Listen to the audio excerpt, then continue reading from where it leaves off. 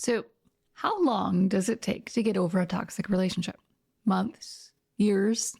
Maybe forever? To be honest, there's no clear answer, and I won't pretend there is. But I will tell you this. There is a shortcut most people never learn. But we're going to change that for you right here and now. Because if you've been trying to think, journal, talk, or even breathe your way out of the pain, you've been going about it all wrong. My name is Christina, and on this channel, we dive into the psychology and neuroscience behind emotional abuse, healing, and everything in between. So first, let's talk about why you can't think your way out of emotional pain. So if you've been at this healing thing for a while, you've probably had about 100 aha moments by now, right? The kind that feel like, yes, this explains everything. And for a while, it helps. You feel like you're finally turning a corner. But then you have a bad day, and just like that, you're back in it. And you're overthinking some conversation from 2 years ago and wondering if they ever even cared. And you are left questioning everything you thought you knew again. So was that aha moment all for nothing? Well, no, it still holds water, but it just didn't heal the pain. Because try as you might, you can't think your way out of this. No amount of logic or learning is going to address what's happening underneath. You felt your way into this pain, and you're going to have to feel your way out. But here's where it gets a little tricky. We've been taught to prioritize logic over everything. We think of the mind as if it's the body's operating system. Like, if we just figure it all out, we can fix it. But that's like trying to put a fire out in the basement while you're standing on the roof. It just doesn't work. Because emotional pain doesn't live in your thoughts. It lives in your nervous system. The nervous system is the body's real operating system. So, can your mind even help? Absolutely. But first, we need to understand what's happening with that fire in the basement. That emotional pain that just keeps burning, no matter what your mind has to say about it. And before we get too deep into that, I'm going to make a bold statement. You may think you understand your emotions, but what I'm about to tell you might just change everything for you. So, what are emotions? Most people would say that emotions are just feelings, thoughts, or a combination of both things. They might even say that emotions are created by the mind. And if we just think the right thoughts, we can control our emotions. But that's not how that works. Emotions have very little to do with thoughts. In fact, emotions are actually physical events that start in the body, not in the brain. So if you're trying to use thoughts to fix your emotions, you're starting at the wrong end of the chain. Emotions are actually chemical, hormonal, and neurological signs that your body sends upward to the brain, telling it how you're doing. So whether you're safe or in danger, whether you're connected or feeling alone. And then your brain tries to explain those signals. That's where the thoughts come in. And by the time you're thinking about how you feel, you're already feeling it. And that's why you can't logic your way out of emotional pain, because your logic didn't create it. It just translated it. But most of us grow up thinking things work in quite the opposite way, don't we? Like, if you think something's scary, you'll feel scared. If you think something's sad, you'll feel sad. So naturally, we try to control how we feel by controlling what we think. But here's the thing. That never really works, does it? Not for any length of time. And you've probably seen this firsthand because you've probably tried thinking positive thoughts to outrun a bad mood. You may have even journaled until your hand cramped. And I don't know about you, but I have had so many light bulb moments. I'm talking real powerful insights. And yet, they didn't magically fix any of my problems. So, to drive this home, your thoughts do not create emotions. It would actually be more true to say your emotions create your thoughts. But literally, it's more like your emotions trigger your thoughts. Most of the time, your emotions come first, and your thoughts rush in to create a story around them. So your body feels something first, and then your mind scrambles to figure out why. And then it plays that story on repeat to justify the feeling. And I have to be honest with you, I've known this part for quite a few years now, but I've had an aha moment myself while I was planning this video, and something really clicked that never clicked in quite that way before. And I can't wait to share it with you. So what about rumination?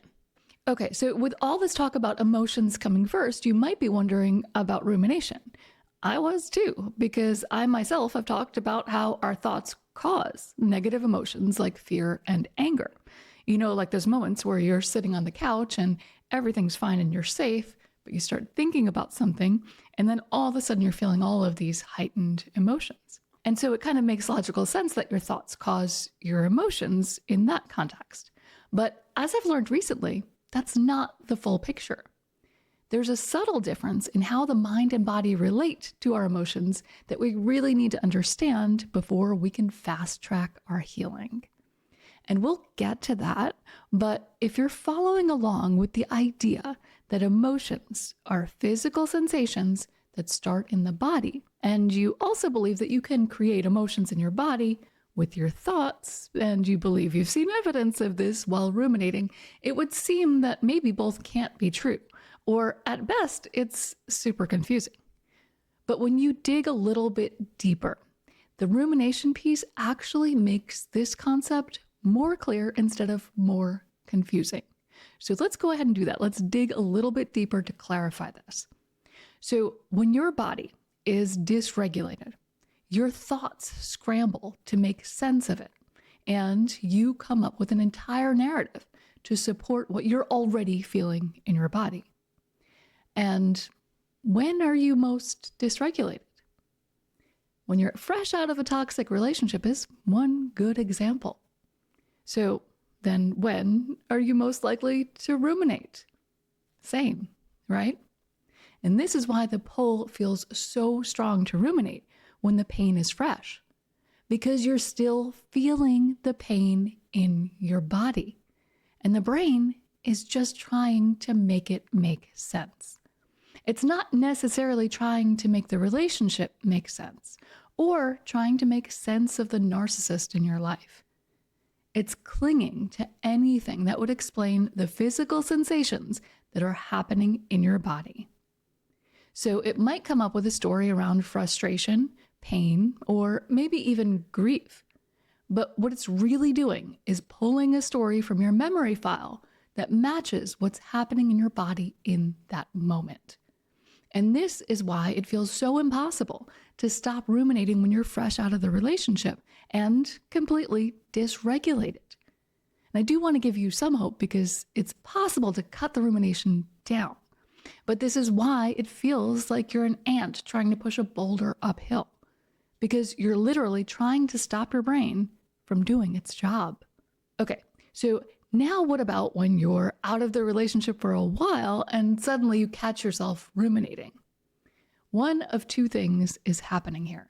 One, something in your environment triggered the reaction in your body, and then your mind stepped up to explain it. Or two, you had too much time on your hands and your brain started going through recent memory files, and you pulled up one that was emotionally charged. In both cases, the emotion happens in the body, and there's something that triggers that feeling. It triggers that emotion to light up in your body. In example one, it was something external. In example two, it was your thoughts that triggered that feeling. Either way, once your mind becomes aware of the feeling, it deepens the story to match the emotion. And then as the story gets more and more vivid, the emotions amplify as if you were right there in that moment again. And either way, your brain stores the explicit memory. So we're talking about things like what exactly happened, who was there, and maybe what the room looked like. That's your explicit memory. And your nervous system stores the implicit memory through structures like the amygdala and brainstem and peripheral nerves and organs. And the implicit memory contains things like your felt sense of the experience, the emotional charge behind it, and the bodily state that went along with it. So if you were tensed up, what's happening in your body? Your implicit memory in your nervous system stores all of that. So while both of these systems very much work together, we need to understand that your nervous system is the true control center here. So yes, your thoughts can trigger a nervous system reaction, but you can also have a nervous system reaction that triggers your thoughts. Either way, your nervous system is the engine, and your thoughts are more like the dashboard. And for those of you who are already doing breath work, somatic practices, yoga, or even therapy, you are moving in the right direction. But it's still not the full picture. And if you've been at this for a long time, I think you're starting to feel that. Because while calming your nervous system is absolutely essential, and revisiting painful memories can be powerful, lasting change happens when those two things come together in a very specific way. So now let's talk about what you can do to help this along. And we're going to do this in a way that helps you get out of emotional pain without wasting your time trying to think your way around it, because you can absolutely waste years, maybe even a lifetime this way. So let's come back now to where we started. If you've been trying to get over a toxic relationship and nothing's worked the way you hoped, now you know why. Because you've been trying to heal your nervous system through your thoughts, when your nervous system doesn't even speak that language. Or maybe you've been trying to heal your nervous system and not paying attention to the thoughts or the story behind it. So those things really do need to come together in a very specific way. And so here's what we're doing differently from now on. Instead of letting the mind get carried away, finding memories to match the emotion, we're going to take control of the narrative. Left unchecked, your mind can only recall the memory the way it actually happened. And when it does that, your nervous system can only respond the way it did when that thing happened. But now, in the safety of your own space, you have other options. So here's what you do first.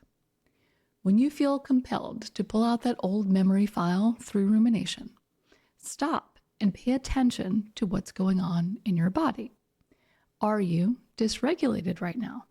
And the answer is probably yes. So if so, that's where your attention needs to go right now. And now that you're aware of your nervous system and are starting to feel calmer, start getting curious about the memory.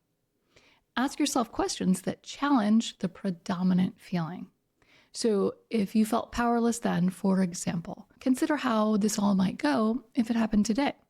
Do you have more tools and resources to be able to handle that situation now? So maybe yes and maybe no, but this is very much an exploratory process, and you are asking questions to try to uncover the answers that really make sense to you and that really land and can change the emotional charge behind this memory. So you're also going to get really curious about the feeling. That feeling that you're feeling in your body is telling you that you're unsafe. But are you actually unsafe right now? And here's another question you can ask yourself. If a friend told you this exact story, what would you tell them to set their mind at ease? Just keep asking questions like this until you start having aha moments that actually change the way you feel about the memory. And then start telling yourself your new revised version of the story. You're not lying to yourself, and you're not changing the memory of the actual events. So you're not touching the explicit memory that's stored in your brain. But what this process does is it updates the implicit memory that's stored in your nervous system. And when you can successfully do this, you can neutralize the emotional charge of that memory. So you can access the file at any time without triggering the same old emotions that leave you feeling completely dysregulated. So this isn't about rewriting history. It's about rewriting the meaning your nervous system attached to that history. And this might not feel easy at first, but this is the work. And I promise you, it's the fastest way out of emotional pain. And just to be clear, this isn't some fringe technique or niche idea. This process is called memory reconsolidation. And it's actually the root of virtually all therapies that truly rewire your emotional patterns. Because it's the only process we currently know of that has rigorous scientific backing for updating the emotional charge of a memory. And now, I'm not saying that it's a magic wand, and I'm not promising that all undesirable emotions completely disappear. But I am promising this. When this is done intentionally and correctly, it changes the playing field in a way that most people never get to see. And you can access memory reconsolidation through lots of modalities, like inner child healing, talk therapy, somatic work, and so many others. But there is one big caveat. Your practitioner has to understand how to guide you through the memory reconsolidation process intentionally, or you will not see lasting change. So, for example, in talk therapy, if a therapist doesn't know how to work with memory reconsolidation, you'd mostly just be talking through your issues. And we've already established that this on its own doesn't work. We can't think or talk our way out of pain without intentionally rewriting the emotional memory. But on the other hand, if your therapist knows how to work with memory reconsolidation, you can experience an amazing transformation. It all comes down to the skill of the practitioner, because it's not about the modality. It's about whether the deeper emotional pattern gets updated. And you can even try this on your own at home by following the steps I gave you here today. I'll say it's a lot more difficult for quite a few reasons, but it is possible. And if you decide that you do want help, this is the exact process I use in coaching to help clients find their way out of emotional pain after a toxic relationship. So click here to schedule some sessions with me. And in the meantime, if you want to learn more about what happens to your brain when you let rumination run wild, click here to watch this video. But I have to warn you, you'll never see those runaway thoughts in the same way again. I'll see you next time.